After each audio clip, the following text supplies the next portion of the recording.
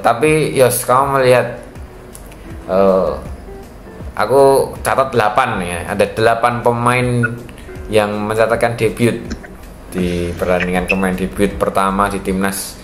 8 pemain itu dari belakang ada Cahya Supriyadi, Kadek Arel, Doni Tri Pamungkas, Alfrianto Niko, Zanedine Faris, Arkan Kaka, ada Robi Darwis dan Victor Zetan. Menurutmu siapa yang paling kurang dan siapa yang menurutmu yang paling luar biasa mencatatkan debutnya? Yes. Memang di antara 8 debutan pemain timnas muda kita ini sebenarnya ya terbilang ada cukup yang menonjol, ada yang memang tidak sedikit kelihatan ya. Kalau untuk yang memang sudah pasti kelihatan itu kemarin setidaknya ada Victor Ditan, itu lumayan daya bermainnya, bahkan itu sebenarnya sangat di luar gitu ya ekspektasi masyarakat. Ini belum pernah dapat, tapi terutama setidaknya bisa memberikan kontribusi. Victor Ditan terlihat ini cukup oke pemain sih untuk sekelas melawan Myanmar ini oke. Kemudian juga sang kiper Cahya Supriyadi memang dia kan ya sebelumnya kan memang sudah pernah mendapatkan di klubnya bersama timnas di klubnya di Persija waktu itu, bahkan sejak musim lalu sempat juga mendapatkan kesempatan ya bermain di Liga 1. Terbukti memang di barisan penjaga gawang ini Cahya Supriyadi mampu membuktikan bahwa ini tidak terlalu buruk ya, untuk penampilan pertamanya begitu. Gitu pula juga bagaimana ya Arkan Beki yang memainkan posisi Tom Haye ini kan, Kadek Arel dan Doni Tri, 3 di belakang ini kan aku lihat memang sebenarnya permasalahan itu di lini tengah gitu. Itu kurangnya itu kelihatan di lini tengah. Kalau itulah kenapa memang ya tadi seperti setelah aku singgung ini, di masing-masing lini 1 itu kan, lini 2, lini 3 masing-masing harus ada pendamping yang sudah pernah mendapatkan caps bermain di timnas senior, atau setidaknya usianya lebih matang dari mereka yang belum pernah mendapatkan caps. Di lini belakang nanti ada Ferrari yang menemani Doni Tri Pamungkas juga. Kemudian di lini tengah kan ya terpaksa Zanedine Faris itu harus dipimpin juga setidaknya. Mungkin akan bisa menjadi partner meskipun belum terlalu kelihatan. Dan di depan kan semenjak babak pertama, itulah kenapa SDY memainkan Marcelino Ferdinand ya sudah pasti kelihatan. Karena kalau memang semua muda itu tidak ada pendampingnya, ya kita lihat timnya aja menyerang build up play ya, atau kreativitas gelandangnya itu kurang sekali. Aku sangat menyoroti lini tengah sih, karena kita kebiasaan lini tengah ini kan sangat urgent ya. Di timnas memang tidak bisa apple to apple membandingkan dengan senior, tapi kita lihat contohnya saja seperti pemain muda Ivar itu kan, ya ini batasan, maksudnya standar kita timnas kita sekarang ini. Kalau pemain muda sekelas Ivar saja yang masih usianya ya terbilang di bawah 23 tahun kan, seharusnya ya ini sudah kelihatan ini potensinya begitu. Harapannya memang dengan pemain lain ya di timnas Indonesia ini yang tadi sudah mention tadi kan, ada Zanedine Faris yang memang terlihat begitu kurang, ya nanti pelan-pelan bisa diasah skillnya melalui event kali ini. Ya memang sangat bagus tujuannya untuk mendapatkan dan mengasah kemampuan menunjukkan tariknya Garuda ini ya di kompetisi ini. Karena kapan lagi kalau di kualifikasi Piala Dunia kan nanti ya pasti di rotasi lagi, nanti SDY pasti masyarakat marah, nanti dikritik lagi. Jadi ya inilah kesempatan. Meskipun sekarang pakai pemain muda juga dapat kritikan juga, itu kan ya itu biasa lah, kritik itu kan biasa. Tetapi bagaimana nanti tim itu bisa menjadi satu yang bagus adalah dengan harus menyeimbangkan beberapa pemain antara pemain muda dengan pemain yang sudah mendapatkan menit bermain lebih banyak. Kalau dari 8 tadi sih aku rasa kira-kira itu tadi ya, mungkin 4 ya, ada Victor Ditan, Doni Tri juga cukup bagus, mungkin Cahya Supriyadi, kemudian ya satu lagi tadi yang kurang hanya Zanedine Faris itu yang mungkin belum mampu menunjukkan kreativitasnya sebagai gelandang. Itu aja, karena sangat kelihatan banget, sangat mention itu ini lini tengah ini. Jadi ya harapannya ke depannya dengan pemain muda ini timnas kita bisa bermain lebih baik lagi. Setidaknya nanti menghadapi Laos ada perubahan taktikal, meskipun lawannya terbilang tidak terlalu seimbang, tapi kita bisa mencoba lagi beberapa pemain yang belum pernah diperlukan, termasuk kiper Dava Fasya itu boleh juga ya di rotasi itu bukan hanya sebenarnya kita harus melihat seberapa mampu sih nanti persaingan di kiper itu sama seperti timnas senior. Jadi di timnas senior ada persaingan, di timnas muda U22 juga ada persaingan. Itu yang akan membuat tim nanti akan semakin berkembang lebih baik di turnamen-turnamen berikutnya.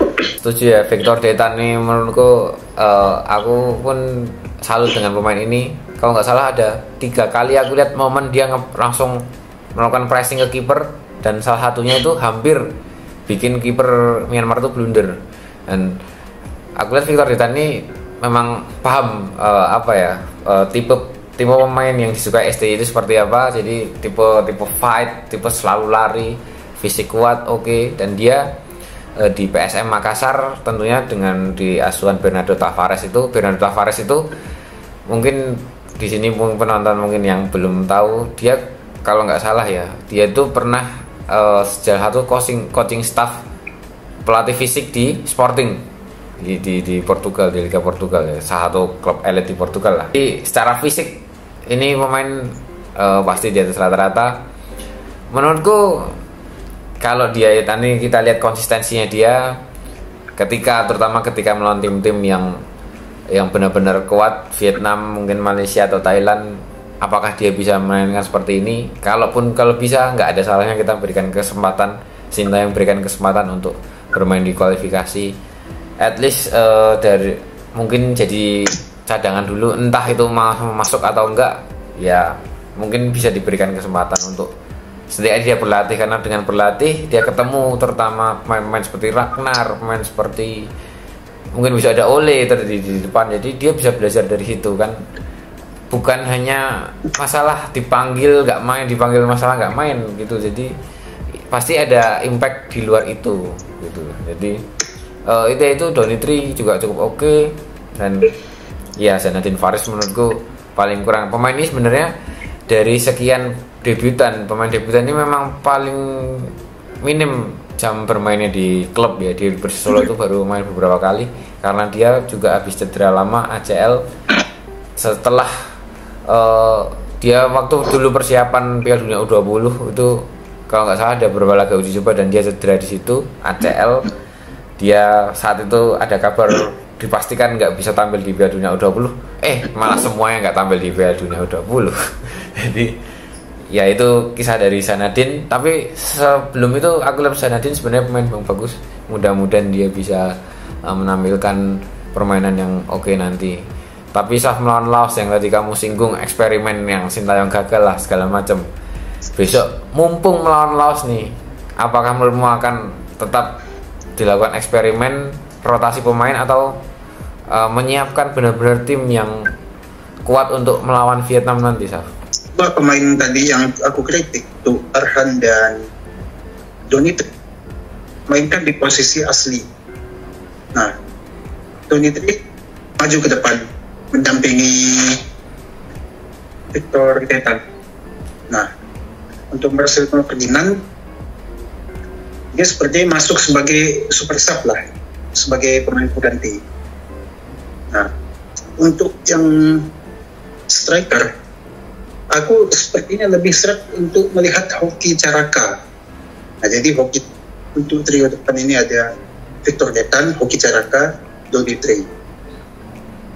Arhan dan Asnawi harus bermain bersama karena di AFF edisi sebelumnya mereka ini paket komplit ya.